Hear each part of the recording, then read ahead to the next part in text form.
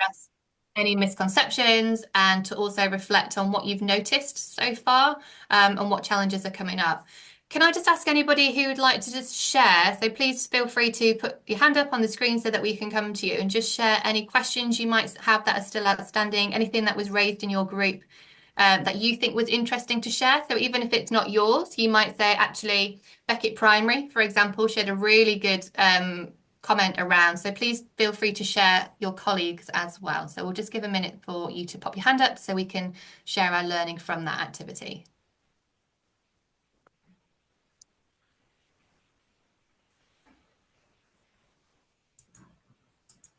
I love it that we're doing an oracy session and nobody wants to talk to me right now. It's not that scary. Yes, thank you. Beckett Primary, off we go. Kick us off. We were talking about how there's lots of words that we're learning through in Key Stage 2, about it's all the way through primary actually there.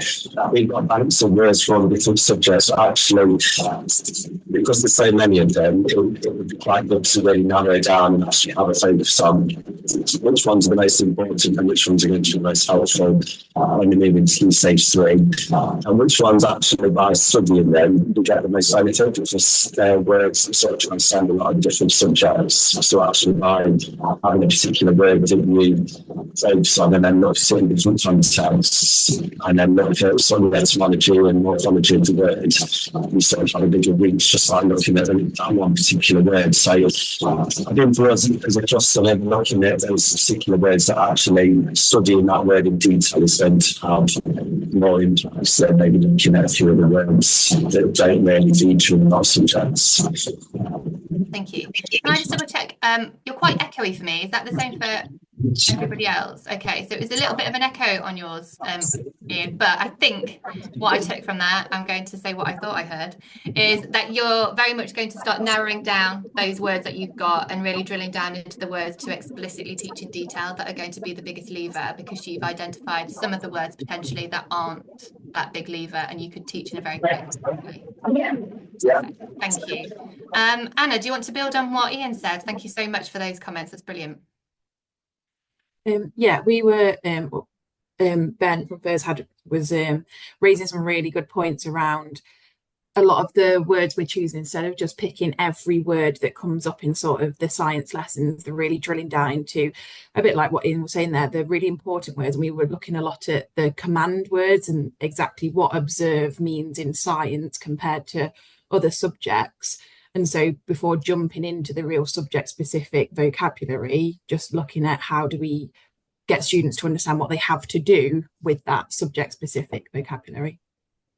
Yeah, lovely. Thank you. That's a really useful point to build on. And Mike, is there anything that you want to share that links to Ian, Anna, or is different? Mine was just about last week with the primary that I was working with Derwent, we were looking at sort of the first half term when they come up into year 7 and they're going through the knowledge organiser and looking at the words. And there was lots of particularly tier 3 language that wasn't being taught at primary, because obviously it just doesn't come up in the SATs. And we were looking at potentially looking at where those gaps are and creating maybe a resource for a transition sort of task that maybe they could do at the end of year 6 after the SATs, to look at that, sort of give them a bit of confidence more. I think so that's the number one question that they get about fears of moving up secondary school, is about what they don't know and what will be different. So it might be nice to sort of go, this is the language that you're going to do, and see if they can connect it to sort of prior learning in year 6 and year 5. Because a lot of the tier 2 was similar. It was the tier 3 that we found was the big difference. Yeah, and I think that's really interesting, is that tier 2, and know some other breakout groups were saying they had a lot of tier 3 heavy vocabulary and actually not much on the tier 2 that would then help to sort of bridge that gap. And I think it's also useful to think about the differences at Key Stage 2 and 3, that there are going to be tier 3 vocabulary that's inappropriate to be teaching at Key Stage 2, because you're going to be crowbarring it in unless it's actually useful for the topic. But there are ways which we spoke about in terms of morphology and etymology. Let's give an example of transpiration. You might not have that as something at Key Stage 2, but we could talk about trans. What does that mean? And the other words and links that has to build on prior learning. So activities that bridge that gap and highlight what they've learned and what they can move would be, yeah, a really useful one. Nick, did you want to share any feedback on that? Because that does talk to a project we've done previously. Yeah, and all those comments are really heartening to hear that, and I hope you feel that you can grab onto a thread of thought and really run with it. Because Mike, if from your work with Derwent you came up with a meaningful transition piece of work that laid those foundations for those students to start year 7, that would be really purposeful.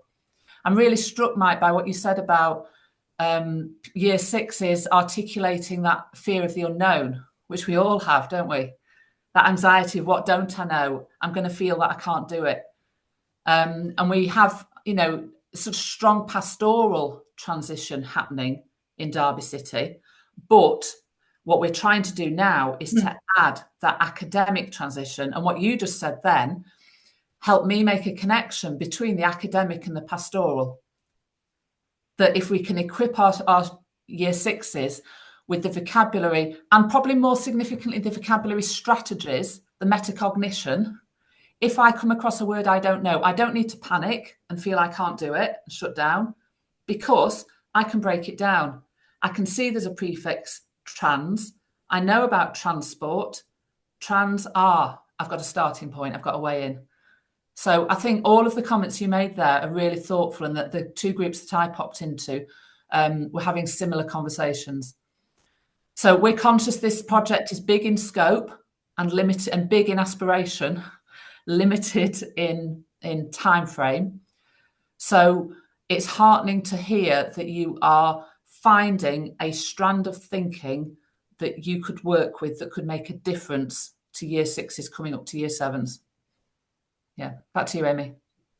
Brilliant, thank you. So again, we're going to start focusing now. Can you all see my screen? Just want to double check. Yep, perfect. Into our understanding of oracy. First thing we want you to do is to go back into your breakout groups and discuss what is oracy. There's a lot out there at the moment. Oracy has changed in its iterations of its meaning, its importance, its priority in policy, in practice. There are numerous organisations engaged in oracy, what it looks like, and there are lots of debates happening at the moment to define oracy, because there isn't currently a standard definition for what oracy is. And there are challenges that sit around that, as I'm sure you can begin to think about, and we'll explain in a minute. What we want to do is to talk about, for your cluster, your group that you're working with today, what does oracy mean for you? So have a discussion around what you think it entails, what it needs to incorporate. Think about the priority you think it should have and why. And then what we want you to do is to summarize all of that, which is incredibly difficult because we've got academics and policymakers that haven't done that yet. But we're going to give it a go today, just to sort of solidify our shared understanding in our clusters about what oracy is. So we're going to put you into breakouts for about 5 to 6 minutes to discuss what you feel oracy is at the moment. We're then going to ask one of you to write in a sentence onto the Padlet saying oracy is, and I want you to write that on there for your group. So when you go onto the Padlet, I can share this with you now, one moment. Here we go. If we've got your Padlet, all you could do if you're Alistair Woodlands is you can click the plus button, you can write oracy is, and then you can put your definition here, publish that. I'm going to be Groovy McCall today. I love going under different aliases. Awesome. So that is going to then pop up here with what you feel in your group oracy is. You then have an opportunity to, because you've all got access to the Padlet, is scroll across and see what does everybody else feel that oracy is around that. So that just gives us a little bit of connectivity without doing lots of feedback in the breakout room and taking away from some content and potential chances to chat. So breakout rooms are going to open shortly. Please do discuss what do you think oracy is, and then can one of you upload what you believe that to be on the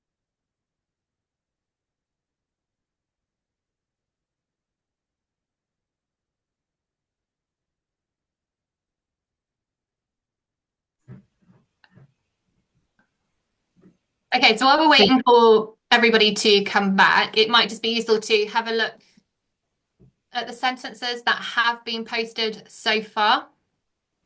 Oh, we've got a really long one. This is a great long sentence. Here we go.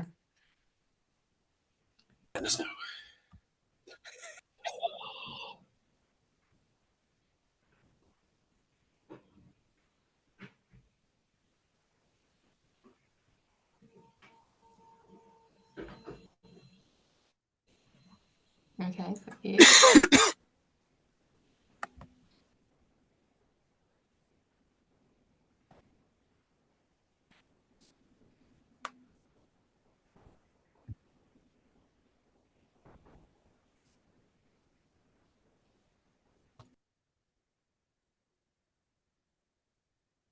Right, so here we got everybody back now. So this is what we're just having a look at is on the Padlet. If you look at everybody's definition of oracy, I think we can see that there, oh, we have another one that's just popped up, unless that was there before.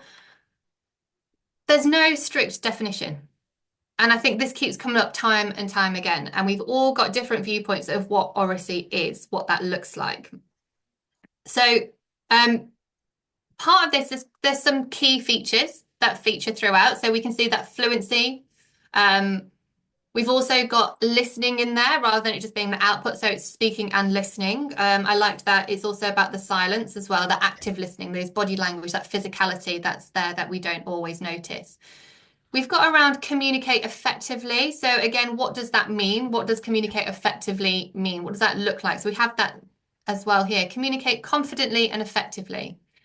And I think these are always really challenging. So again, communicate effectively. How do we articulate that to our young people? How do we articulate that to our staff within our schools? So if we're having a criteria of communicate effectively, what does that look like? How do we know that that's being achieved? What are those core components of communicating effectively? And how do we share that? Because if we don't have that clarity, we're going to find that there's a challenge around implementation around oracy. So I just want us to keep in mind that as a group coming together, we've all got different experiences of what oracy is. We're all at different stages in terms of our learning, our experience, and our mental models. But then how do we create consistency across a whole school? How do we create consistency across key stages, across key stage 2 and 3 as well? So this is one of the challenges that we're going to be exploring today. And I really want you to think about, as we go through the session, what does this mean for you as a school, but also what does this mean for you at transition? The Oracy Education Commission came out recently. Now, this is on the Padlet for you to have a look through if you haven't read this already. As we've got here, to date, there's been no universally agreed upon definition of oracy or how to use it in education. In terms of the evidence base, oracy started in 1965 by Andrew Wilkinson, who it's a neologism. He created the word and the term oracy because we had literacy, we had numeracy, and then we had chat. It didn't have the same level of prominence that it needed to. We've got James Britton who says, you know, talk is the sea on which all else floats. We know that talk comes before reading, comes before writing. A lot of you might be doing talk for writing, Pi Corbett. There's so much that sits around how talk is incredibly influential in building our ability to read, to write, but also around our cognition. Language learning is tightly focused next to cognition and our thinking skills. The more language we have, the more we're able to understand how others think. You may have seen that lots of research that sits around oracy, around, for example, the way it impacts later on in life. We know that a child's vocabulary hoard at age 5 tells us how much that's going to affect them later on. I think it's 6 times more likely not to achieve the expected standard in reading at age 11 if by age 5 they haven't got that ability to talk and to use that vocabulary. That then gets even further, where I think they're 11 times more likely if they don't have that oracy, those skills around communication and talk, to achieve the expected standard in math. So that might be something that you're not thinking of, that how does that impact on other subject areas? We know around maths and numeracy, there's a lot of problem solving, there are lots of wordy scenarios that we have to break down. Actually, that thinking aloud, that somebody else, that problem solving, that's what helps them move that forward. We know that if we don't have oracy and we don't have talk and we don't have that vocabulary and the ability to articulate our feelings and thoughts, we have an overrepresentation of people who struggle with literacy and oracy in the mental health system, the criminal justice system. We have all of that sits around it, but it's not just about social mobility. There's a lot happening at the moment where we're thinking that in terms of oracy, by changing the way we speak, by giving those skills and that framework to our young people, particularly those from disadvantaged communities, that we can then almost support them in that social mobility, that they'll be able to move up, they'll be able to break that class ceiling that Keir Starmer shared in his recent speech around oracy. I do want to also highlight that, yes, that's great and that's fantastic, but we really need to focus on what sits outside of that as well. Social structures, we need to think about what sits at policy, what's at government, what funding, all larger structures that sit around socioeconomic disadvantage as well as language. We are focusing on that, but I want us to be mindful of the bigger picture at the same time. There currently is a curriculum and assessment review happening, which is going to be headed up by Becky Francis, who is our CEO of the EEF. And she's looking into how do we ensure oracy is embedded into the curriculum and it's purposeful and it's effective. That review is taking into account research and information and opinions from practitioners, parents, families, etc. This Education Commission Oracy report is talking to that curriculum assessment review. This is trying to share what's happening, what's the practicalities, and what's the biggest lever for change around social mobility, around making sure we have that equity of provision, but we still don't have a definition around what oracy is to then share in policy to bring that down. So there are lots of challenges that sit around this. I'd say as this is happening and we're coming closer to what a definition of oracy is that we need to be cognizant of the evidence base of what's out there and then start thinking about how do we share that language and that clarity within our setting. Lots of you in the call at the moment, some of you are saying, oh, I call that turn taking. We don't call that turn taking in our framework. We call it X, Y, Z. So one of the things that I want to share around clarity of language is going into schools, in Ofsted inspections and many different guises that myself and Nick work in, questions are asked of students saying, do you do oracy? And some children say, no, we don't. We don't do anything on oracy. And actually the APPG, who the all-party parliamentary group for oracy, they said about 37% of students nationally that they surveyed said they didn't do oracy. But actually, that's because oracy has been called speaking and listening, oracy, communication. There's lots of changes in the name of what oracy is, and there's no clarity on what we call oracy. So when you're speaking to your young people, they're like, no, we don't do it. But then if you start saying, oh, do you do pair work? Do you do think, pair, share? Do you do any debates? Do you do any of this? Oh, yeah. We do those, but we haven't shared that clarity of language. And I think that needs to come down at all levels. So in terms of this report, we've got this definition at the moment. So it says oracy is articulating ideas, developing understanding, and engaging with others through speaking, listening, and communication. There's a footnote to communication. And I don't know if any of you have seen the oracy debates. It's like the reading wars, but the oracy wars that are happening at the moment, where we now have the Oracy Cambridge who have come back to this group and have said, if you have a footnote on a definition, it's not a definition. It's not clear enough. So they have provided another definition, and they're also wanting to share that to the curriculum and assessment review team. So I just want to share that there are tensions around this, but we need to make sure for ourselves that we have that clarity within our clusters, within our group about what we feel that is. They've added in terms of communication, that footnote is around children who use British Sign Language or children who use different communication cards as well. So that was their clarification of communication. So they're not ensuring that others feel not included in that. So what they're trying to share here is that in terms of oracy in our school, in our settings, how do we ensure a culture around talk? First of all, we've got this one, learning to talk, listen and communicate. So this is around, as you have numeracy, as you have literacy, we have a framework of skills that we need to teach in order to be functional and explicit in what we're doing in that area.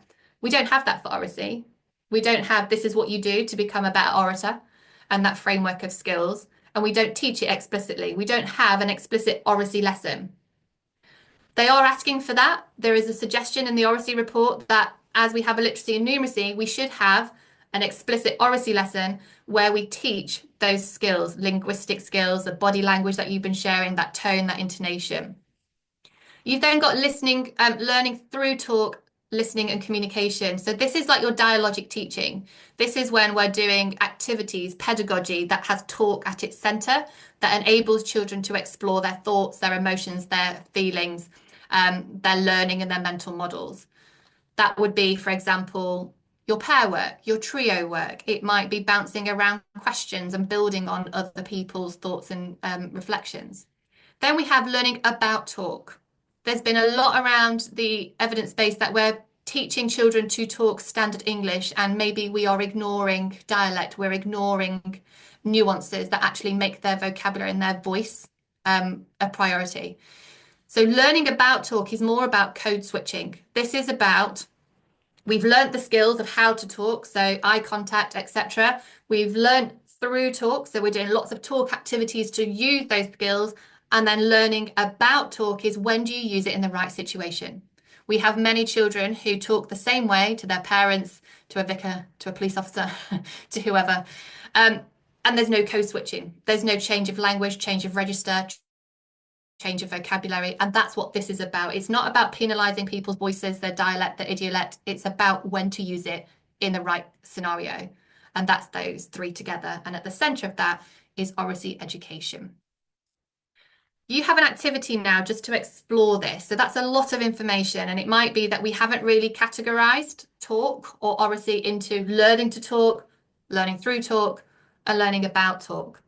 This is a document that you'll find on the Padlet. So we're going to suggest you go into breakouts, have a read over it, and then just share your reflections. What does this mean for you in your teaching? If you have to ensure we're teaching students to talk, we're having to ensure we're learning through talk. So a lot of our curriculum time and our activities, rather than being written, rather than being silent, they are through talk.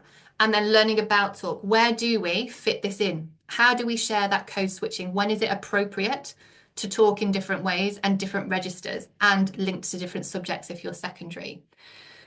So we have a bit of an explanation, and then we have some examples. So it's just a case of popping into your breakouts in a moment, having a read over that, and then just sharing your reflections and thoughts. Nick, how much time have we got to go into that breakout room?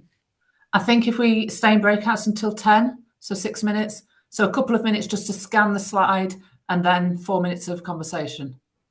And just to put it into perspective, if you are on Oracy session 2, you should see, let's find it.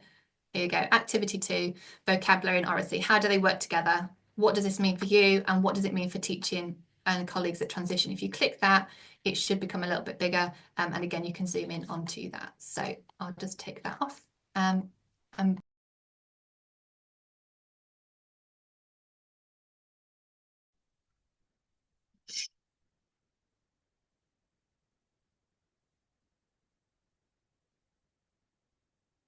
Hi, Bro. We're just waiting for everybody else to come back, so we'll just give it a couple of minutes.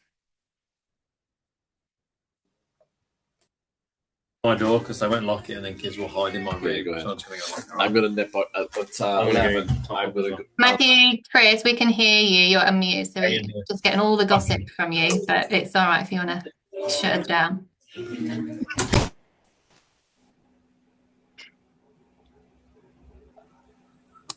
Apologies. Don't worry about it. Okay, so as we're all coming back, same thing again. I'd just like to open it up. It is an Oracy session. I can cold call, but I'd really like everyone to take that brave step forward and share your thinking. So again, please pop your hand up on the screen or just come off mute and share. What were your reflections of, these are all the things we need to do. What does that mean for us? Jess, excellent. Thank you. I think for us, we were talking in our group how Oracy is it's really important in our school. We've done a lot of work on it, and staff have done various training and projects. But actually now it's just tightening it up. And I think we do have a lot of talk in classrooms. You know, the expectation the children need to talk. We have a very high percentage of EAL. Yeah. But then we were saying that actually we perhaps need to tighten it up a little bit. And how often are we teaching them how to talk? Or is it just more a case of make sure there's more talking going on in the classrooms? So I think it's just, you know, when you said about the lessons that are specifically planned for teaching these skills, and I would perhaps say at the moment, no. I think it's just something we need to look at just to tighten up and so it's more effective. Thank you, Jess. And I know you've been doing lots of work around Oracy and different routes into that. And I think that's a really key point. So we've had a group of our head teachers who are primary going around our secondaries. And they've said we've been told what the RSE offer is and what's happening, but when they're going around, it's really difficult to see it happening. It's really hard to actually see, well, what is the offer? What is being done here? How are we supporting children on, for example, learning to talk? Where do we see that? Learning through talk. Have we all got the same level of understanding around that? And there's so much research and evidence that says oracy is incredibly important. It does all of these things for our young people and society and economy. Yet since 1965 when it started to 1975 with the Bullock report saying we should do it, we're now in 2024 and we're still not doing it. So there are obviously challenges around implementation, understanding, and clarity that we still don't have. So I completely think, like you said there, Jess, you've got the understanding, the knowledge, but how do you tighten it? How do you codify it? How do you share that clarity? It's a really good point. Suzanne, do you want to share yours? Thank you. Hi there.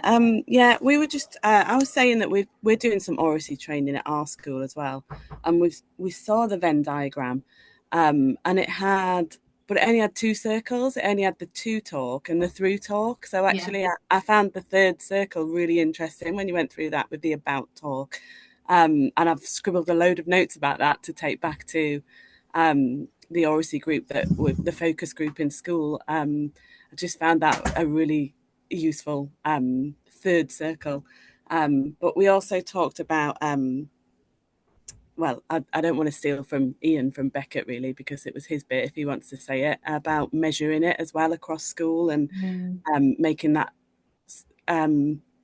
more specific. He added, I don't know, does Ian want to say it? I feel like I'm stealing his bit. I don't know if I'm a bit echoey. No, you're fine now. No, you're all right. That's fine, okay. All right. Yeah, so because we've just started since October half term, we've been following a particular scheme in oracy. It's called Thinking Moves.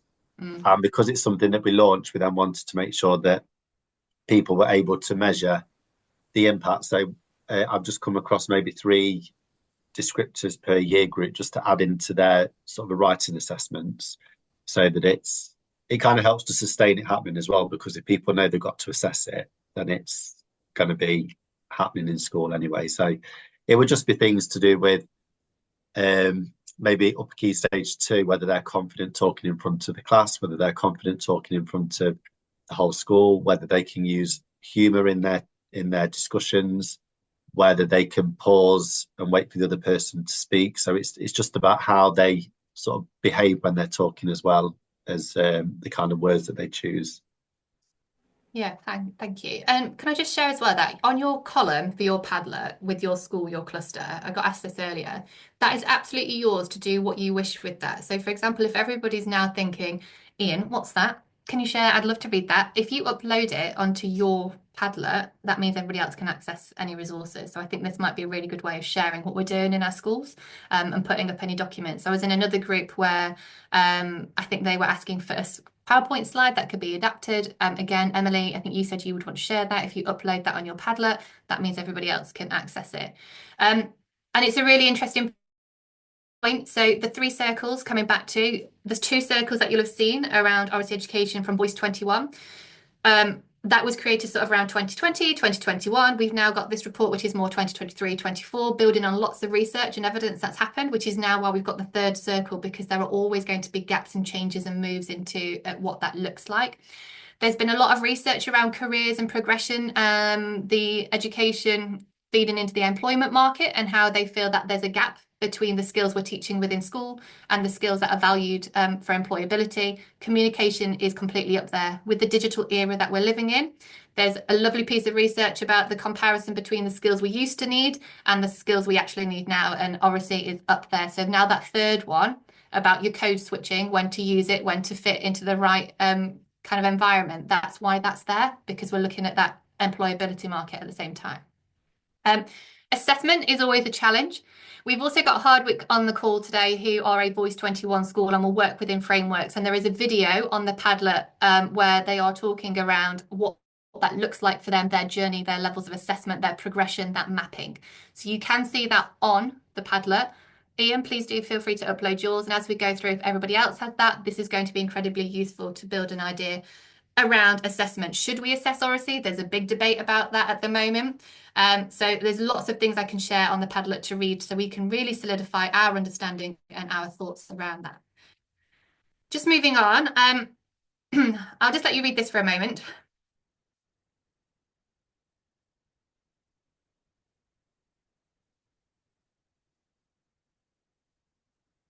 I think you've already shared that already, that we know it's important, but how do we do it? That's the thing. So how do we make sure we do that? And that's what we're going to be looking at today. I'm going to go through the evidence base. I'm not going to spend much time on this because all of these resources are on the Padlet. And in terms of cutting down the session, the point is I want you to spend more time talking. So this is here for you to go back to later as your gap task and to dive into. And I'm signposting the relevant points that I think would be useful for us as a group.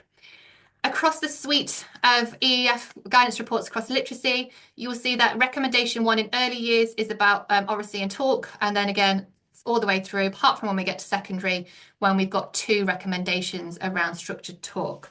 I'm just going to go through very briefly what they say at each stage. So when we're talking about progression and we're talking about mapping skills, this gives you an idea of what's expected at each stage, both developmentally and academically. You've also got Hardwick's suggestions and work as well that you can have a look at. In preparing for literacy, I think this is something we can take on board for everybody. So this is a book about box about high quality interactions. And it's almost like that Mark Rowland talks about it all the time. Every interaction is an intervention. When we're doing talk, it's about tuning in to those young people in front of us and making sure we're really valuing what they've got to say. For example, tuning in, listen carefully to what is being said and observe what the child is doing. When you've got a class of 30 and you're trying to do something else and you've got all these priorities and you've got a child that's tapping you on the shoulder, telling you to watch them, they've got something they really want to say, and you kind of just say, yeah, great, cool, lovely. And maybe your response doesn't match what they were actually telling you and you're not tuning in. We have that pressure to really safeguard that time to speak to children. However, it's just to highlight that children from disadvantaged families don't have that quality of the talk. They don't get that interaction. They don't have that one-on-one time. And sometimes they're seeking that within the education system. And with our pressures, if we don't model how to give them that time and show that their voice, their thoughts are valued, that can quickly evolve into them shutting down, holding in their thoughts and feeling very similar, that they haven't got that space. It might be, okay, I've just got to finish this in 1 minute. I really value what you're talking about. I'm not fully listening at the moment because of these, but I'm going to come back to you, X, Y, and Z. There's lots of strategies around that. This is also useful to codify. I like Jess was saying, how do we codify what we're seeing? What is the offer? What does it look like? In early years, we want to make sure that we're really extending thought because we're asking children to elaborate. We've got that term, we're using it. What we're doing a lot is clarifying ideas. We're doing recapping. If you've got ECTs and you're trying to say, look, this person does all this amazingly, go watch them, but you don't have the language to say, well, what are they doing that I need to copy? What does that look like for me? What's that language for me to take back and apply in my setting? This is a really useful tool to use to think about how do you codify the interactions with your children of what you want people to do. If you're able to focus on tuning in as a key phrase or elaborate, like we can start attaching behaviours and practice to that. Very similarly, you've got this one here, which is all about how we implicitly support vocabulary. I always talk about, implicit corrections. Child, I hid the dinosaur in the box. Adult, you hid the dinosaur in the box? I do that to adults. That's why I've got no friends. Like, you should really stop implicitly correcting people. But it's just there, isn't it? So it's kind of a way that we're modeling language. We're focusing on making sure we're showing how we would do it without making that person feel inadequate or stressed around it. These are just implicit everyday things. That's incredibly important. If we go back to Vygotsky, if we want to think about the research around our language and our communication and our cognition, all links to what we're seeing out there and how we see other people interact, we start to build that into our own mental model. This is again another tool, and it's also a way of codifying. How do we extend and support communication, language, and thinking? You see practitioners who are so effective, they do this seamlessly, it's like magic. And then you want to go and watch them to replicate that elsewhere, but we haven't got the language to say what is it they're doing really well to then take away. So it's a great tool to model and have a framework to look for at the same time. Moving on to Key Stage 2, some of you may have seen Primary Science Guidance Report. If you are choosing science as your topic for your cluster to focus on, this is a great resource to go and have a look at. It very much talks about how do you create learning through talk opportunities. This is all about the pedagogy, the activities that can support you in creating more activities based on oracy and talk. It talks about the talk behaviours, which I think we're going to move on to in a minute. That links to what Emily was sharing from Alistry. It's got expectation setting. So again, maybe thinking, Ian, about your criteria and your learn objectives that you've shared. What are we expecting to see and what are we wanting them to do? And then that task design. Are we effectively creating activities that allow talk fully, or are we creating activities that shut that talk down and put us into silos? The secondary guidance report focuses on something called accountable talk. You've got modelling at the early years, you've got the support moving into peers doing it themselves, that gradual release of responsibility where we're trying to model it, the I do, we do, you do. And then we get to secondary and post-16, where they're expected to be able to talk using these 3 features. The first one is knowledge. They have to have knowledge about what they're talking about, that sits underneath it like we all do. They have to have reasoning, so they have to be able to say why.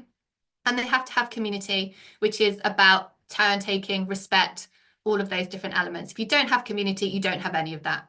Nobody's going to talk where they don't feel safe and supported.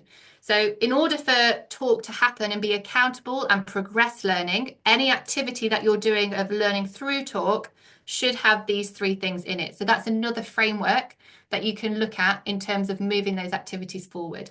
As I said, I'm just giving you a run through of these at the moment for you to then, as your gap test, to go and really delve into, think about, highlight, do whatever you need to do, chat to people at school to embed that. We've then got Voice 21, who, when we're talking, if I go back to here, those expectation setting, and again here, community. It's really important to have those rules of what does talking and listening mean. We have to establish that at the very start.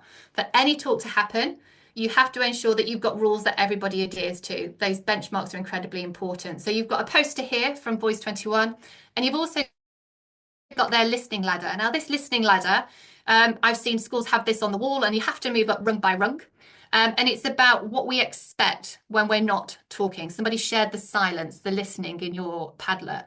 So giving 100% of their focus to the person speaking. What does that look like? Being able to articulate and feed back, saying, oh, Taylor, you're doing fantastic at the moment. You're 100% focusing on me. You've got eye contact. Your body's facing towards me. You don't have anything in your hands. You're not fiddling and you're ready. And I feel that you're actively listening to me. That's the feedback that we need to make sure is quite clear and that we're building that knowledge of what the expectations are. Is this what you were sharing earlier, Emily? Yeah. So this is from Voice 21 as well, and it's an opportunity to think about how do we get our students to talk so it's not flabby talk, they're not going off on a tangent. How do we keep them strict to talking about what we want to talk about, and how do we engage everybody in a process of having their voice heard? If we're learning to talk and we need the pedagogy of through talk, how do we do that? This is an activity of through talk, what we could do. Now these are called talk tactics, so it's about students being able to flexibly use them. If I give a scenario here, let's say we've got 6 children in a group, I could allocate them each a card. This gives them a role in that discussion. They have some sentence starters in order to help them engage in that discussion. You can edit these, you can change them. You cannot just give this straight away. There's a lot of time and effort and implementation around really truly understanding what each of these roles are and how they work. Now, this is the gradual release of responsibility on the right-hand side, and this is about how over time, for this to be useful, you would have to role model each of those skills and what that looks like. It would be very much the teacher, as we can see up here, before, and the students just listening. You'd have to do that over a period of time, building each skill. What does it look like? Applying it in different scenarios.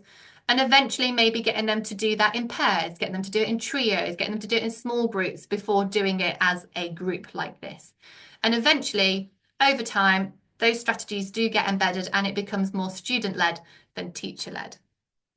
They're also, and this is a really good book, which I've also shared on the Padlet, where it explains this in more detail for you to have a look at.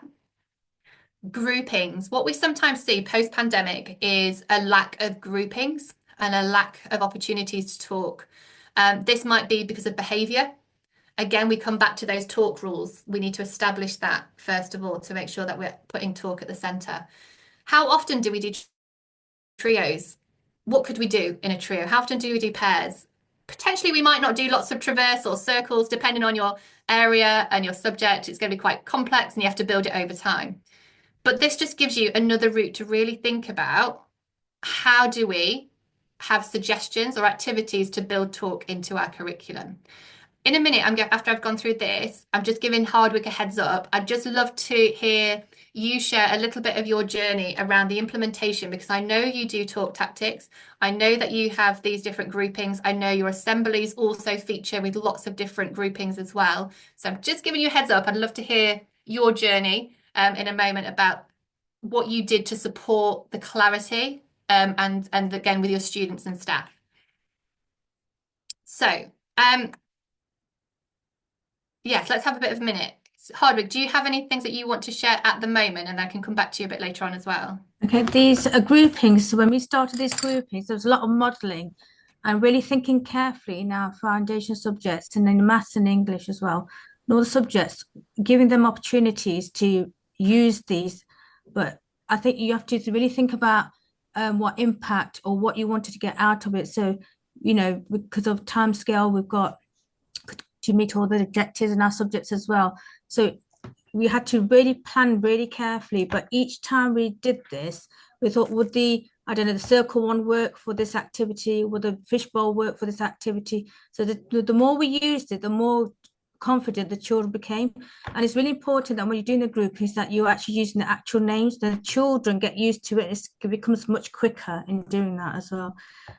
We also use the talk tactics, and we had to really model at the start when we did it, because we started in 2019. So we went through each one, we modeled it, we got the children then we put this on the board, the children would then use them in their own sentences, and where children wanted to bring in their own sentence stems, because we called these sentence stems, we allowed that because that's what we wanted. These were just the starting points, but we wanted children to be very confident in terms of talking, having these discussions. And when you talked about that listening ladder, it's really important that all the children are actually listening to the child. It's not just about you talking, it's about the children talking and be able to respond to the children. So we actually took a bit of a back seat as it became embedded over the years. The teachers, in fact, does the less talking. It's the children who would comment on other children. So it's having that respect for the peers, and that's where we are at in our school. So we try and we lead the discussions, like we'll say, this is what we would like you to talk about, but it's actually the children feeling confident and feeling valued in terms of the talk, and praising those children, you know, when they're using that, especially the sentence stems and their own sentence stems in there as well. Yeah, and I think it's really clear that you're sharing that those sentence stems are used, that vocabulary is used. It's not brought down at all. That is the vocabulary. So this is, again, something, I know you've got Alistair, your secondary, if you're using something similar and that vocabulary is similar from Key Stage 2 to Key Stage 3, we're using the term probe, we're using the term challenge, summarise, clarify. If you're doing your reading skills around that, we know the comprehension skills also are summarise, clarify, predict. Like, those are the key words that we need to give them, because that's what it is. Sometimes there's a shift, and I've noticed this in some schools, not all, where you use a specific terminology at Key Stage 2 and then it's brought down at Key Stage 3 because there's maybe a disconnect between what level of understanding there might be, or schools are calling it something different. And that's what we're seeing at the moment in terms of oracy across the board. We're all calling it something different. So how do we help that transition? If we're calling it different in our subjects, we can't focus in a school. If we're calling it different across the transition between Key Stage 2 and 3, how do we connect that prior learning? And I think that's a key point. Just before we move into the next breakout, can I ask if anybody had any questions that you'd like to ask of Hardwick based on these things? Any burning things that you want to share?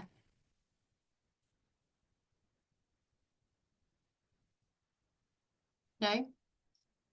Later on, you may do as we move through, because we are sharing some more Voice 21 activities, and you may be interested to know, well, how did you set that up? What did that look like? How did you get staff buy-in? Where did you start? Those are the questions you might have. I just want you to read this quote for me in the orange box.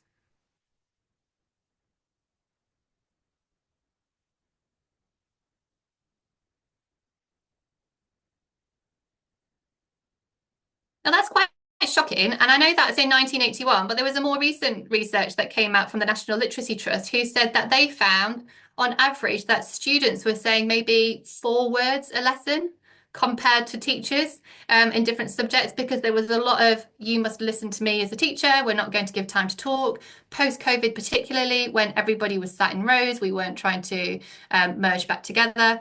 There's been a lot of shift in policy. Let's just share from when we were told, you're doing too much teacher talk. How many of us have heard that before? You've got a timer. This is your amount of time to talk. Well, actually, we've had so many different directives of teacher talk, children just listen. Now you're talking too much, let the children find out for themselves. Oh, now we've realised that them finding out for themselves doesn't work when you're more novice and you can't create a mental model. What we actually need to do is have some input. So all of those changes make it really difficult to establish what you're doing in terms of oracy. We're coming to the term now that we are the experts. We are a high resource in schools.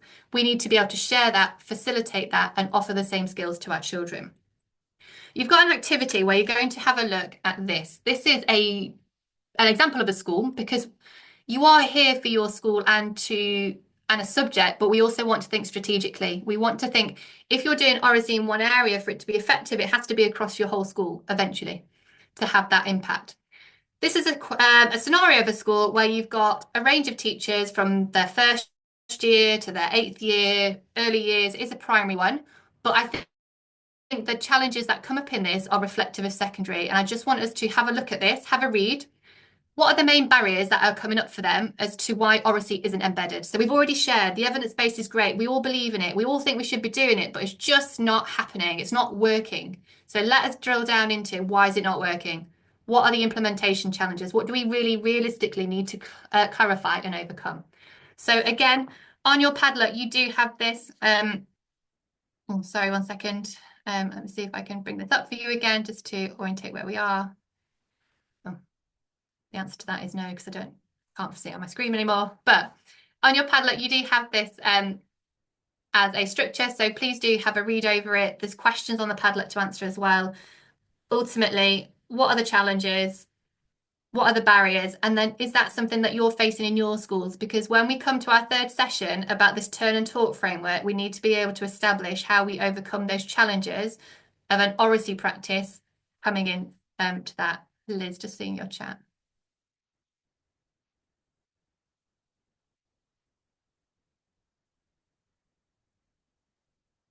Liz, do you want to share that for me in a moment? Oh, you can't speak. Oh, that's not helpful. In terms of oracy. Okay. Yeah, and I think there is that challenge around, it comes back to, do you remember when we used to do verbal feedback and we'd have a stamper and go verbal feedback given, because we were trying to show accountability and that we're doing our jobs. There's a lot of research and reading around, to what extent do we need to capture? To what extent do we need to assess? Who are we doing that for? And what are we actually trying to do for the benefit of the children? What I'll do is I'll share some notes on that and research on the Padlet, so you can have a look into it and maybe share with your teams about what do you think is a priority based on the evidence base. Okay, Abby, can we open the rooms, please? So again, let's say about 10 minutes or so. Nick? Yep, that's great. 10 minutes. 10 minutes, have a read of it. What are the challenges, and what challenges might we come up against in this as well?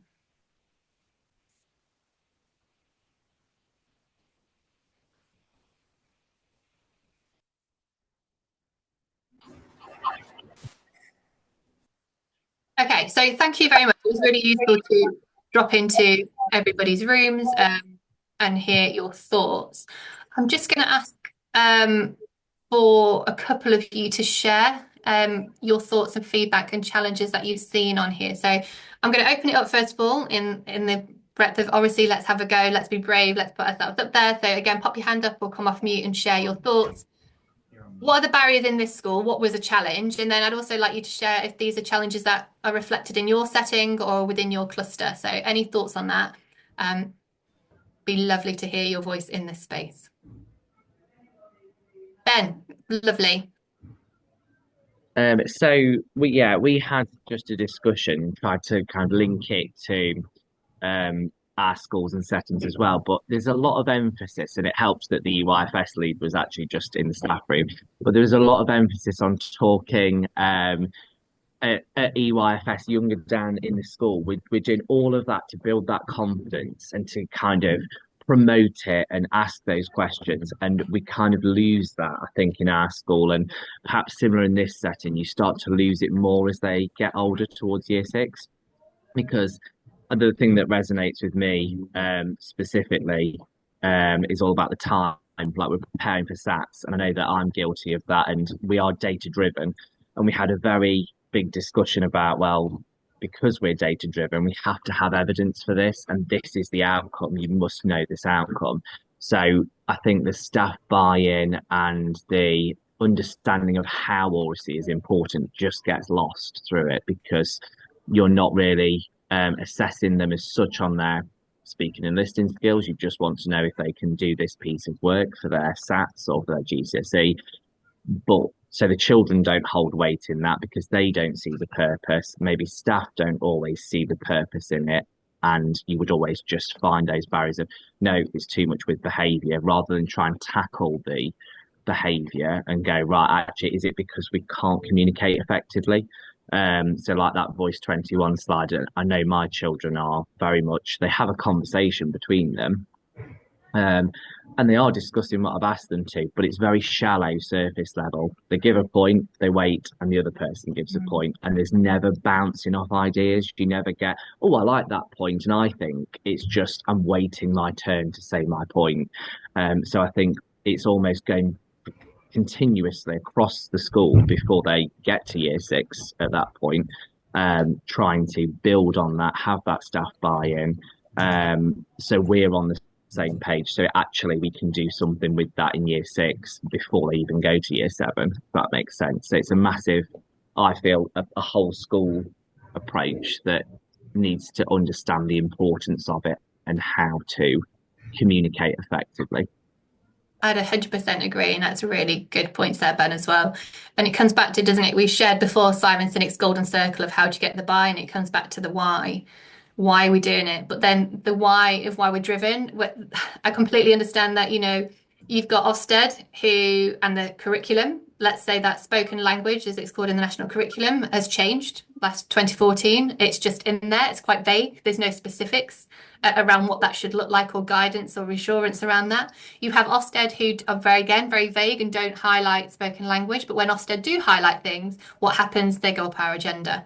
We get to GCSE. For English at secondary, the spoken language component has been downgraded. We're the only country in the UK that doesn't give weight and percentages to spoken language and oral communication in like Vivas and things that you have at university. We've taken that off. We just need to do it and tick a box. So we're devaluing through policy, through practice, constantly oracy. So why would we, as practitioners, have that high up there? That's our moral compass. We know it's important, but we've got all these other things that we actually have to attend to and be accountable for, and that we get judged on. And it's that contention between the two of how do you manage that. So, and it is definitely a whole school.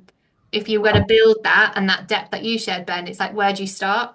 How do you build that? How does everybody have the same? And it's a huge challenge, and definitely a very relevant one.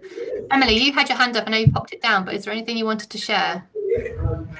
We had a conversation about not just behaviour, but more engagement with the RSE strategies. So we at Woodlands, we have been trialling a lot of RSE strategies, and we do use the roles, and we're getting a lot more subjects on board. There is a lot of staff buy-in, thankfully, and it's a big priority from the top of the school, things like RSE literacy. So we do have that backing.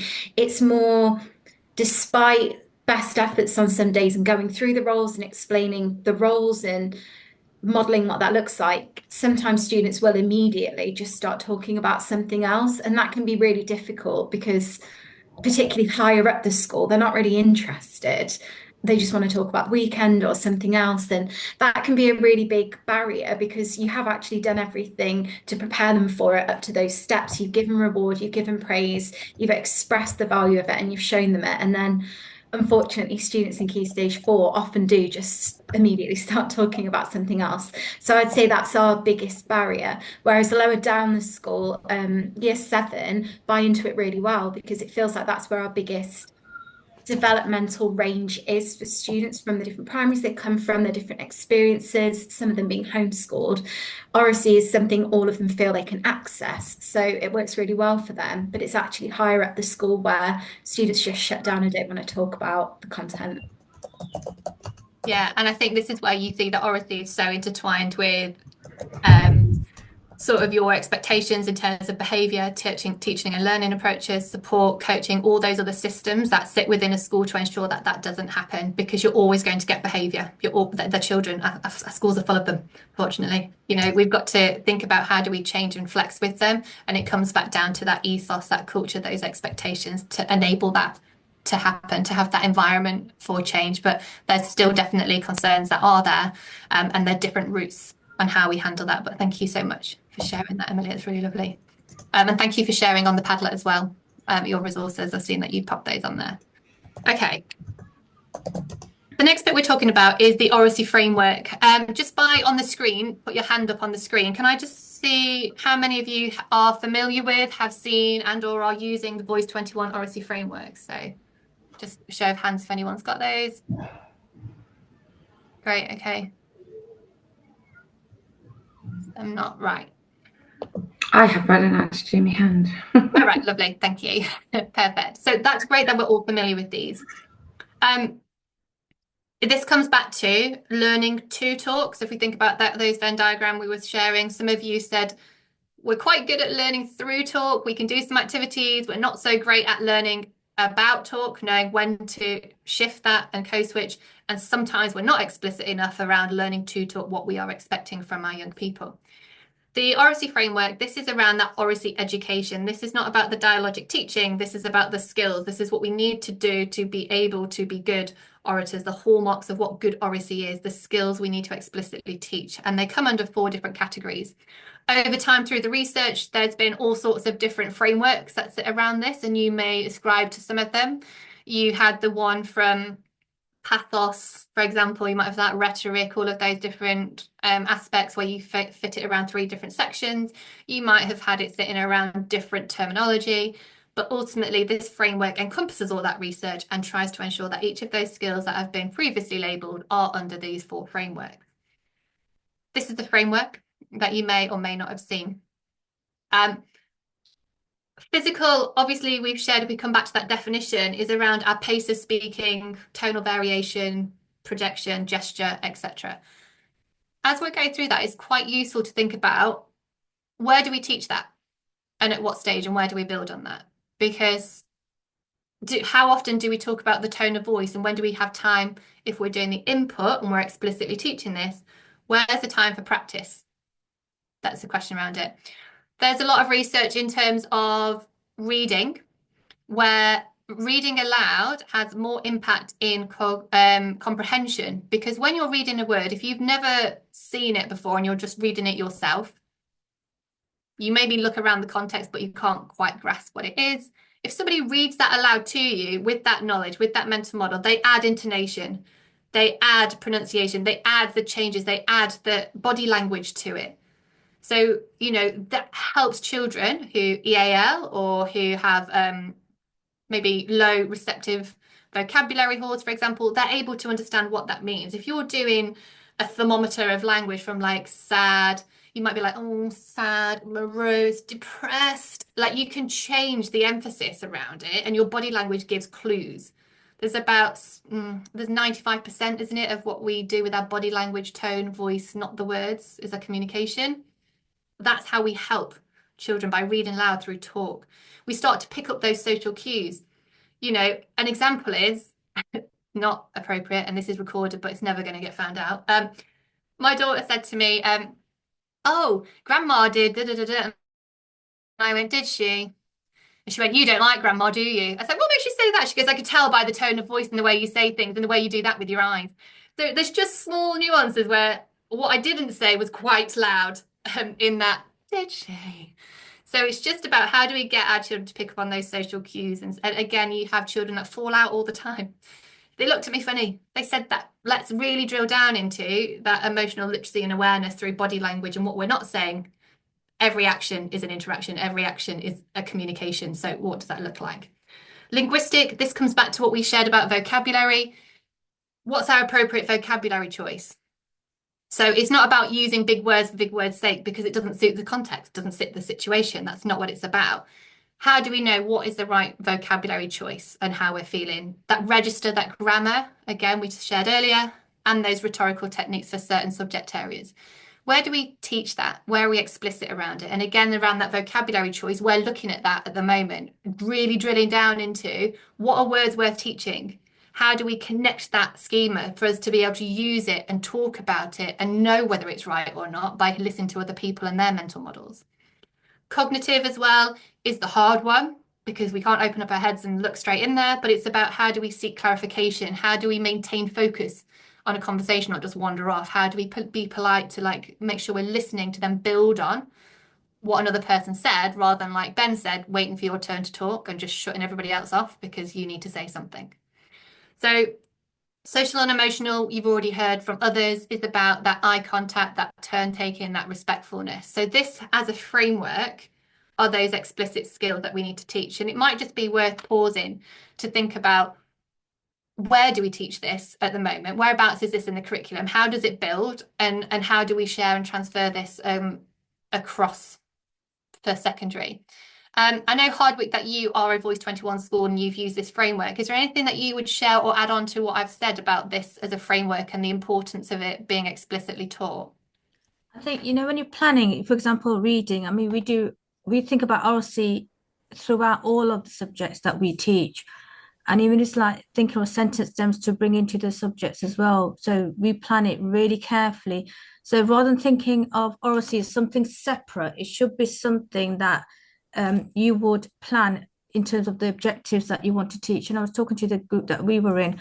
So, for example, we were going to be teaching about how the blood circulates through the heart. So the children were using pictures, diagrams to try and support using these physical, linguistic, cognitive, and social and emotional strands.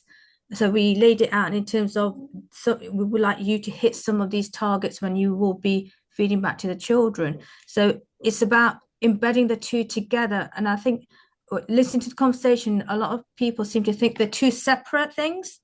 So your objectives are not necessarily linked to the RC, but if you embed these together, for example, in the reading, we've embedded these where looking at the tonation. So we do echo reading. So the teacher would read a sentence and the children would then echo that back. And by doing that, the children are learning the tone and the clarity of the reading itself as well. So it's just thinking, how can you incorporate the two? So that goes back into the time, you know, a lot of people saying that we don't have time to teach the objectives and teach the RC. If it's done thoughtfully, you will end up actually making the time within the lessons to do that. And also the long-term memory in terms of the children really do retain it through the RC. Once they've said it, it really is sticky learning.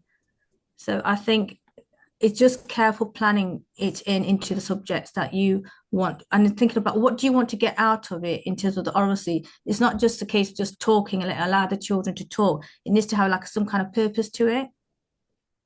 Yeah, definitely. Thank you. Does anybody else want to share? I know a lot of you are familiar with it. Do you want to share how you're using it, what that looks like for you at the moment on your school journey?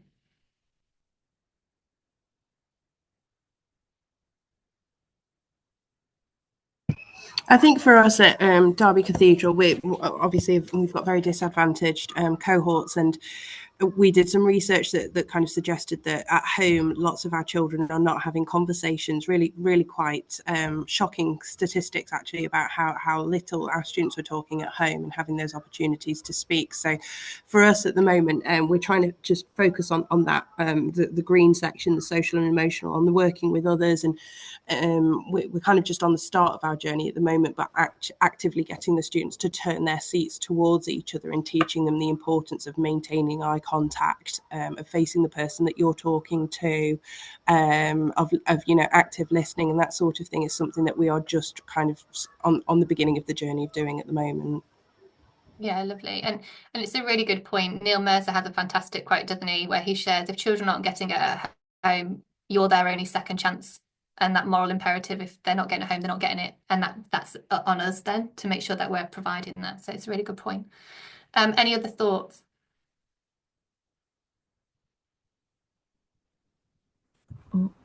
I commented to Kate earlier, and this isn't a criticism, this is just kind of something I was thinking about. Quite a bit of this is looking at it from quite a neurotypical point of view. Yeah. And I was just wondering whether any colleagues had worked at looking to support sort of neurodiversity and how that fits in with RSA. I can share a document which I'll put in a moment on the Padlet from ESU, where they talk about case studies around children who may be autistic, for example, and how, when you're saying about eye contact, we know that that's an area really straight off the bat, it's an easy one. What does that actually mean, and how can we change that? With the definition around what RSE is, there's a lot around, for example, British Sign Language and other ways of forms of communication. So there are some case studies that I can share with you that talk about how this has been changed, utilised reasonable adaptations to make sure that that works. I mean, for example, it might seem that when this was created, that British Sign Language, obviously we've got the BSL Act that's come out and that's a registered language, and you've got lots of campaigning for that, and the footnote around sign language is obviously a policy. They may say, well, we don't use our voices, but pronunciation comes through facial expression, through something called non-manual features, and the way we add intonation and stress is through like our eyebrows or that, for example. Now, having an awareness and understanding and clarity and sharing with students around learning about talk, that's where that comes in. So when you've got the learning about talk, it's about, yes, this is for neurotypical children, but let's think about neurodiversity and what does that mean? So the way we all talk and interact is going to be different, and we need to be able to recognise what that is. We were sharing earlier that EAL students, in terms of their language, their stress, their intonation, the way they present is very different to how we do in our system, but actually learning about talk is going to be an opportunity for them to showcase their first language, the way they talk and their understanding of that, at the same time as sharing that this is how we do as for standard English and what we have those remits as. So it's not discriminating, but we're highlighting differences and communication. So there's some case studies to do that. If there are people again on the calls, anybody want to add to Kate and Lizzie's? I know we've got some schools that have got specialisms in that area. We've got about 30 deaf students at our school, so I can empathise with like some of the things that have been raised there as well. I just think it brings up the idea that like it's not a one size fits all. You can't have one policy for the whole school, but like if I was doing a discussion and I had deaf students in the class, it would be really important that after every single thing a student had said, that as the teacher you've got to facilitate paraphrasing that so that the deaf students are also involved in the conversation. So in that context, I don't think I'd ever do something where it was like, some of those diagrams like a fishbowl and things like that unfortunately wouldn't work in that group. But I do think there are ways to move around that, using the teacher, using the support, and just paraphrasing what each student said so that everyone's involved in the discussion. Yeah, and it's learning about that interaction. If you are a hearing student with a deaf student, what do you have to do to ensure that deaf awareness and those different learns which comes around that how talk? So really good, thank you. What we can also do is share those. If you have any questions, we can populate that on the Padlet and come back to you as well. So Kate and Lizzie, we can pull some networks together in case you have that as a question. Nick. Yeah, I think this is a very powerful framework, and it's interesting to reflect that our piece of work together, the reason we're here today is, as you said, Amy, it's vocabulary. It's one box, and all of those boxes there, and so I think it's important that we're having this conversation around oracy today and placing vocabulary within the context of a much broader framework. In one of the groups I was in before, we were talking about an oracy school improvement priority being a 3-year plan at least. And it was interesting hearing Isha talk about at Hardwick that you started in 2019. And I'm sure that work's ongoing. So this just speaks to the complexity of the work we're doing, and also the importance, as we keep saying, of not isolating vocabulary. Vocabulary selection is crucial, but it's one part of developing our students' ability to talk, read, write like historians, scientists, geographers, as they move through the education system. So I just wanted to share that really, because I'm just reflecting on the complexity of the work that we're doing. Thanks, Amy. No, lovely. And I think at that point of the focus of let's bring it back to that vocabulary, and it is, and we shared in another breakout group around that transdisciplinary oracy. It's great to have that, this is what we need to do. We need this as a secure basis to then be able to delve into, well, how do we talk like a historian? How do we talk like a geographer? Well, we need to learn how to talk, first of all, and we need to have that understanding. And vocabulary sits there as, this is what we need to do, that's building our understanding. And once we've got that understanding of vocabulary, how to attend to it, how to break it down when it's academic and challenging, we're then able to use that in a different context more effectively. So let's have a look at some strategies for teaching then vocabulary through oracy. So how do we make our vocabulary teaching focus more on oracy, because we know the benefits? Voice 21 have got these resources, and we've shared this with you on the Padlet. There is a Google Drive full of these. Now, if, for example, I know at Derby Cathedral School, you said you're working very much on social and emotional, you might want to think about some activities that you can use that really build on that skill. So these are the activities that are being suggested. So this is the learning through talk. So some dialogic activities to build understanding and knowledge around vocabulary, really deepen it. They highlight on their activities what this activity is focused on and what that's going to develop. So obviously vocabulary, turn taking, this activity is about vocabulary, scaffolding that pair listening, and also a little bit of cognitive learning as well around how do you prioritize information. I'm going to show you these two activities, and I'm also going to show you on the Padlet where there are quite a range of these. Part of your gap task is going to be go away, have a look at them, and maybe think, in your next lesson, could you just use one of these activities just to change something that would be written or something that would be done in silence? Can you tweak it? Can you change it to more oracy based and then reflect on what impact that has on those students? Just one thing.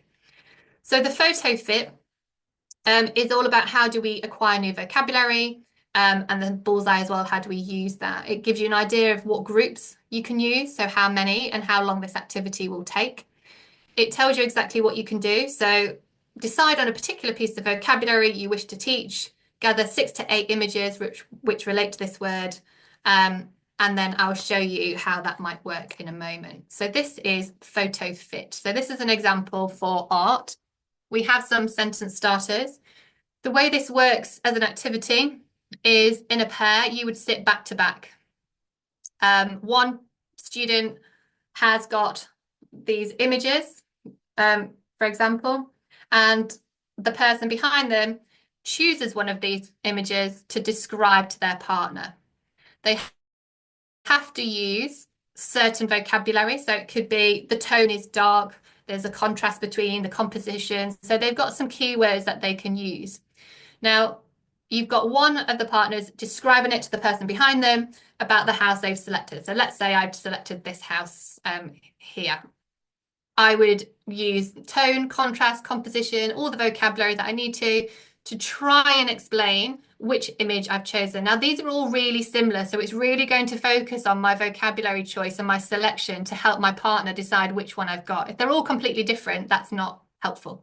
So trying to have something that's quite similar to really support them in moving forward their vocabulary use around art, for example. We've then got sentence starters. So in this piece, I can see the section that I think is the most eye-catching is, this piece reminds me of, I think this piece is about. You could add many different sentence starters. You can choose your keywords that you want them to articulate.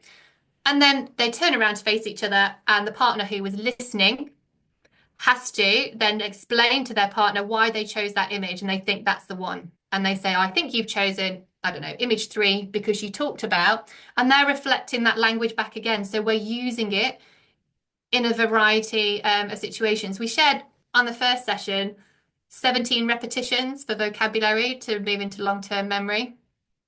This, again, it's not about here's our vocabulary list, learn it, put it in your writing, write a sentence. It's very much about use it, have a go, articulate it. If that person didn't articulate tone very well, then maybe explain and share why that is. As a teacher, you can circle, you can hear misconceptions, you can jump in quicker than if something's static and written down.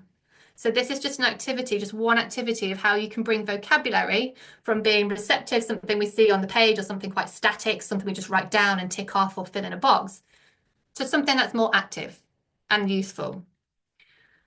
Another one is developing language bullseye. I know quite a few schools have seen this and used this a lot.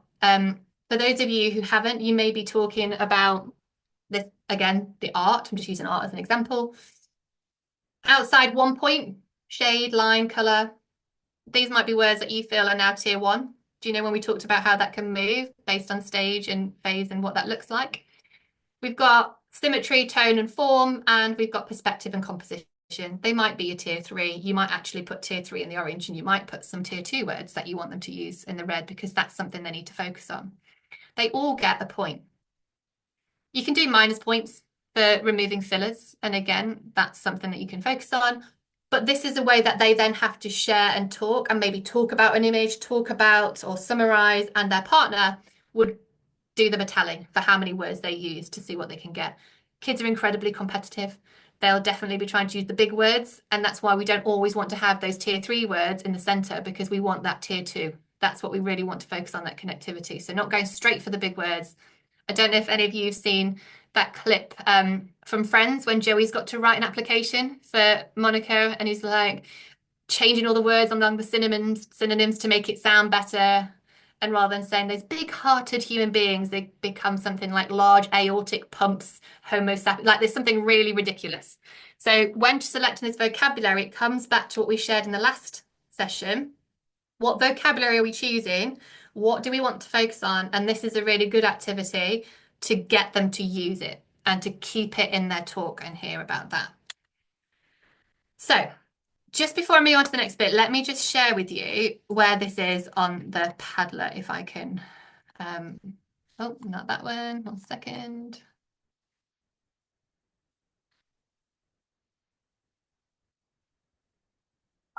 Right, here we go. So as you've got Oracy resources, I'm hopeful here.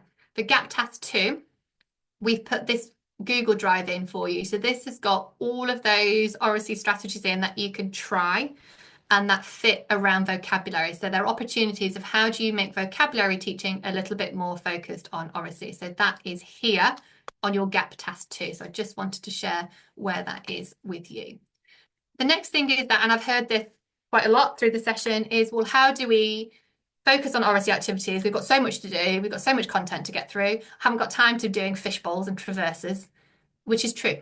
You don't have to be doing those activities all the time. I know schools who have plotted when to do a debate, when to do a presentation, when to do this, but actually Oracy doesn't happen like that. That's not how it works. We do it all the time, every day. And actually we need to get used to doing more trios, more pair work, more strategies that are there every day, all day. It's not about planning for it, because we talk all the time. There's so many opportunities. It shouldn't be waiting until the end of a term to do a presentation. Shouldn't be waiting until the end of a term to focus on a debate. And it's thinking about how do we plot and progress that building up. This is from Voice 21. So Alice Stott has shared how you can create a lesson at GCSE. This is a GCSE geography lesson. Obviously, we can scale this up and down, but it's about how do we focus on learning around vocabulary of a corrie. What is a corrie? This is what we need to focus on, the glacial landscapes of the UK. And what they want to focus on here is how do we build vocabulary and knowledge around what a corrie is. This could be done in writing, it could be done in reading, it could be watching videos, but this is how do we do the same content through Oracy. First of all, there's discussion guidelines and learning through talk. So as we've shared already, this has been set up in this school, and there's been implementation, effective implementation of building knowledge for staff and students before this starts. So that is just something to clarify. So the first thing as an activity that they do is we're thinking like a geographer. You've heard all about the disciplinary literacy. So this is a circle. So I know that we shared earlier that those schools who follow Voice 21 and groupings, you can use sort of dual coding and images to reflect what we're doing. This is a circle. So those pupils at from School 21 will know that this is the whole class all sitting around now and they're all talking together. They have images of a corrie. This is an image of a corrie. And they are asked, what are these places? What are they like? Why are they here? How did they get there? And the children have to share their responses with, I see, I think, I wonder. So this is an opportunity to start to think about prior learning. What are they bringing in? What knowledge have they got? How can they pick up those misconceptions that you might not necessarily see? We then move on to the vocabulary, which is, this is a corrie. So a corrie, it could also be called several other things. And this is an image of what a corrie is at the moment with some labelling. Now, it's very easy for us just to jump straight in and teach from the front and talk through it and say, this is what it is, this is how it happens. To what extent do we get everybody on board at that point, really paying attention and listening? It's a little bit of a challenge. So very similarly to what we shared earlier, I think Hardwick said that, our learning objective is to explain how corries are formed. And we're going to do that by structuring our talk effectively. We're using relevant vocabulary and we're going to work collaboratively. That's how we're going to encompass all of those into explaining how corries are formed. The first one, and again here, it's a trio. You've got different images that have been drawn and it's a concept map. Can you explain the processes shown in these pictures? So that's an activity straight away to go into a trio where they're building on the previous, which was I see, I think, I wonder. So they've already got that vocabulary. They're now trying to work out how might they link to each other, what that might be. By talking in trios, they're able to feel a little bit less high stakes because they're not in front of everybody. They're quite in a small group that they can feel comfortable with, and they can articulate what's being shown in those pictures. Another way to do that is something called fed-in facts. Has anybody seen this before? No? Fed-in facts. So here we've got some key vocabulary again. That's all going to take part as what is a corrie and how this fits in. So again, they are in trios. What you have here is what's happening, and they've had to think about that. They've now got some facts. They've now got to match the fact to the picture. And through this fed-in facts, they're having to articulate between themselves, potentially using those talk tactics, going, somebody could instigate it. Okay, glaciers are large masses of ice. It forms when snow accumulates over time. They could read that out. I think that this might go here. My reasoning for that is because it says when snow falls over a long period of time. So you can see how using the facts, they have to talk to each other about their thinking. They have to talk to each other about why they think that's the case or how that matches. You can make these fed-in facts smaller, less complicated, depending on year group and phase. But it's an opportunity of talk. And again, walking around, you can ask some challenging questions. You can pick up any misconceptions that you might not hear from just directly talking from the front. So then we've got key vocabulary. We've done an activity of fed-in facts. These are the talk tactics that are used. So again, in trios, somebody will instigate, somebody will build, and somebody will challenge. They will be the roles that they are given. This is the key vocabulary, and the task is use the vocabulary and images to explain the process of corrie formation. So they have these words to be able to use. They could go back to this image, and each of them, the instigator could start talking about how they feel that's formed based on their knowledge from the fed-in facts in their own words, using that vocabulary as much as possible. You might then have the person who's building say, oh, can I build on that if they pause? I think when you said this, it could be. And you've also got the challenge, who might then say, when you said this is how it's formed, when we read the other bit, I don't think that aligns. Now, it might seem completely out there that children will go, can I build on that? Can I just challenge you? Can I? But they do. They do. Over time, they start to use that vocabulary and language. They do start doing it. I've seen it in lots of schools that have got oracy at the heart of their education. So then we come back to the circle. So again, we've got this concept map. You can also have it where you've got some ideas here of what it is, a little bit of a summary. And then we come back again to, well, how a corrie is formed. And this is where you think about the assessment. So we've had to go out exploring it. We've had to go in our talk. I know you're thinking about, well, how do we show it's been successful? Our criteria was to explain what a corrie is through choosing the right vocabulary. Are they saying it in a succinct way? Now, In schools that use this framework and we use that language with students and they know what it's looking for, and feedback is very specific, like I shared earlier. That was fantastic social and emotional learning because you did turn taking very well. That was fantastic physical skills you showed there because your intonation really highlighted the emphasis of. So you're giving that specific feedback. Then you go into pairs where they take it in turns, where again, they have to say how a choreo is formed using these images. And their partner marks them. Are they being clear about their main points? Have they organised it so it presents a clear narrative? Are they explaining the main points in a succinct way, or are they going off on a bit of a tangent? Are they choosing the vocabulary to suit their audience? They've already been given a vocabulary bank in this session that they need to use to match that academic language. And again, are they matching language to the situation? Did they become a little bit informal towards the end when they got a bit tired and couldn't be bothered to say some little rocks had fell in a puddle at the end? Depends on how they feel. So this is where they're working together to give feedback. So not only are they feeding back on each other's vocabulary choice, understanding, they're then feeding back on their talk, on how effectively they talk to one another and how effectively they understand each other. Now, this is at a GCSE level. You can change this, and there are different ways to approach it. But if you reflect on the strategies, each of these activities are dialogic teaching in a sense. They offer learning through talk. There are opportunities, oracy activities that highlight vocabulary being used, not just sitting static and not just being told it and receiving it from a teacher. They're just different ways of using it. So again, you have got access to what they look like. Nick, I'm going to come on to you in a moment because we're going to spend some time in breakouts reflecting on these strategies, reflecting on these activities and thinking about what are we actually trying to do? So in this program that we're on, how are we trying to hook oracy to vocabulary and what the outcome of that is going to be? So Nick, I'll hand over to you. Lovely. Thank you, Amy. Okay, so we're going to go into breakout rooms and we're going to give you a good 15 minutes in those rooms. We're going to ask you for a gap task from today. First of all, to select a vocabulary and oracy strategy that you could trial in one of your teaching sequences. Now, this is just for you to trial in your classroom. We've articulated several times what a huge piece of work this is. To start with, this is about you building on what you already do. So you've got some takeaway from today that you could say, I'm going to try using this approach to develop vocabulary through oracy in one of my teaching sequences in my classroom. So that's the first thing we'd like you to talk about in your group. Just while we're on gap tasks, there's optional gap tasks, which include, as it says on the screen, reading some of the recommendations on the session 2 Padlet list.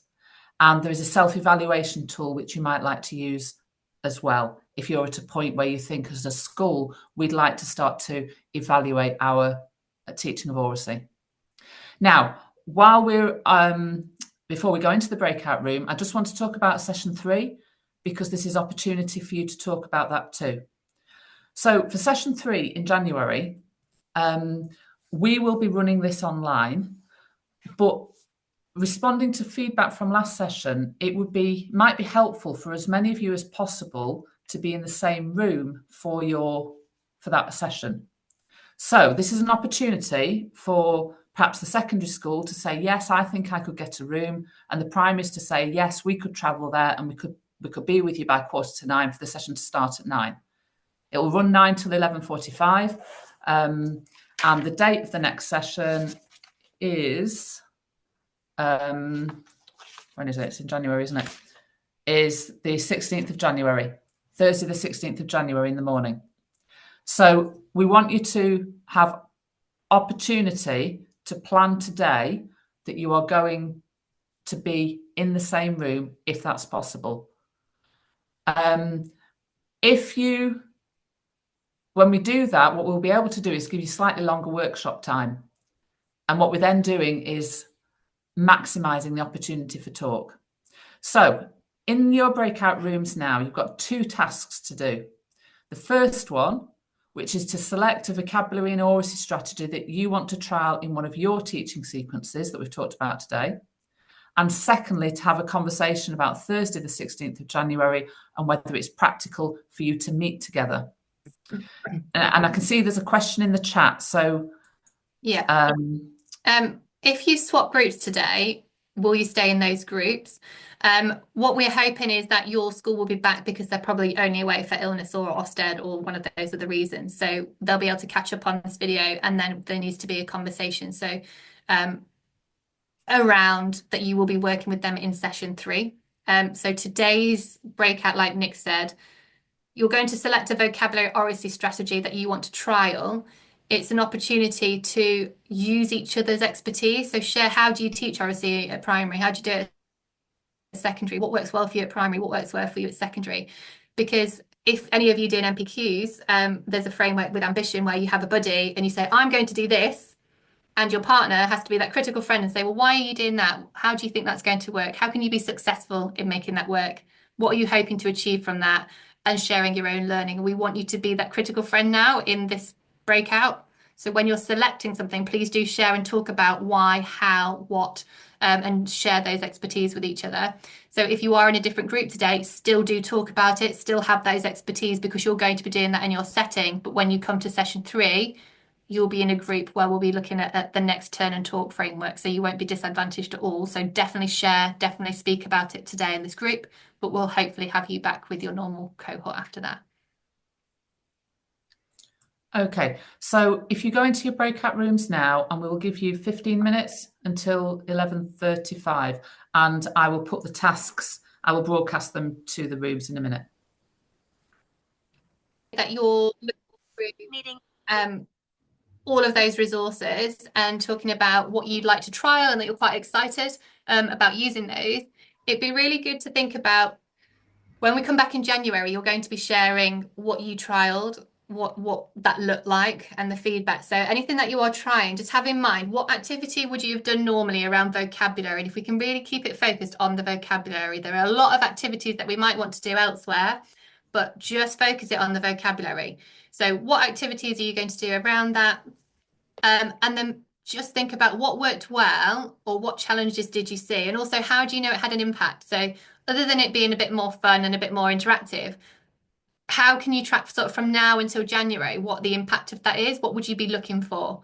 What might you have as that criteria that it's sticking, or that they're using it more in their expressive form? Because what we're trying to do is move vocabulary from off the page to in their talk. So how does it do that, and how do they understand it more and build that mental model?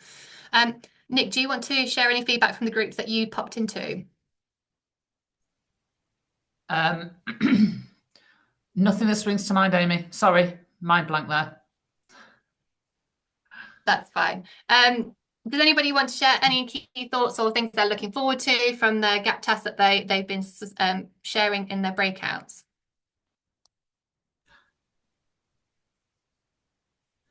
Amy, I have thought of something now. Sorry. Someone's under there, Nick, but carry on. We had a discussion about we might do a lot of activities around talk, but if we make it more purposeful and we help the students to understand why we're talking and the strategies we're using, that can make the talk more purposeful and help the use of vocabulary to be more precise. So it's about that metacognitive element of talk, supporting the vocabulary development. No, great, thank you. Okay, as we just come to the final part, I'm just putting the evaluation form in ready. Let me just share my screen because there's something I want to share before we move to that. So I just want to move back to, right, we're getting face-to-face, which is brilliant. We're all going to trial something linked to vocabulary and oracy, so we're trying to see how those two really work together, and that metacognitive strategies that Nick's just shared as well. First it came through when Devontae's mum said. Right, I was just, is that a question? No, great. I'll carry on. This happens to me all the time. Anyway, so here we are. We've done our session on oracy. So it's how do we build vocabulary and oracy together? So we're just building our mental models around what is effective vocabulary, what is effective oracy strategies, and how do the two combine. You've got 2 gap tests that are running concurrently now until our next session. The first one, just to clarify, is completing your vocabulary banks, doing your RAG rating on them, what that looks like. Also, please do make sure that you've shared with Abby what subject area you want to focus on. We are doing the whole of the subjects because we're hoping to build on this post-project, but then we want to drill down into what is your cluster focusing on. Are you just doing science? Are you doing history? Are you doing geography? We're trying to, as where possible, not choose English. So that's what we're trying to drill into. So you've got that happening. At the same time, you're going to be using a Voice 21 or an oracy strategy linked to vocabulary and reflect on how that's happening. We do have reflect and audit. There are some benchmarks and there are some tools that you will see on the gap task. If you feel like you want to audit your setting based on the knowledge you've just learned from this session, you can do that. It's not compulsory at all. It's just there because we know some of you are further along than others and you might want to have that as some interest for you. When we come back on the 16th of January, we will be reflecting on, and we would like you to feedback what were your thoughts around that we've started today. Some of you haven't quite got there, but we are interested in that. And we also want you to feedback about those lessons you did. What did you learn? What was the impact? What was the support of that? We are asking you to bring along on the 16th of January any resources and share some resources or share that impact that you had from trialing that oracy session. So you can upload that if you want. You could upload your PowerPoint you did, you could upload your activity you did, you could upload some pupil voice that you heard from them to your Padlet, your column. That is yours to share with your group. It's also good if you do put it on the Padlet because other people can be nosy and be like, oh, right, what did Shelton Juniors do? How did that go? What was their feedback? Oh, actually, I want to have a look at Portway Juniors now. How did you do? Do you see what I mean? So we can dip in and out of each other's on the Padlet and still have that as a bit more of a network. We have got the emails and you've had your welcome emails that you can connect with each other. But where possible, if you upload it onto your Padlet, it really helps the rest of us get an insight into what you're doing, what you've tried, and also opens up some dialogue if we want to get in touch and find out across Derby City what that looks like. So, session 3, just a quick things to give you a heads up about. Vocabulary bank from Gap Task 1. Any resources, again, that you feel you'd like to share, you could upload to your Padlet and bring along. So if you were noticing there's lots of Tier 3, you could come along and share. This is what our vocabulary bank in science looked like. This is all of our Tier 3. This is me RAG rating it.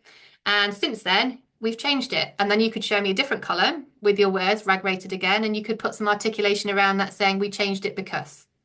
And that just highlights what you've done in that time.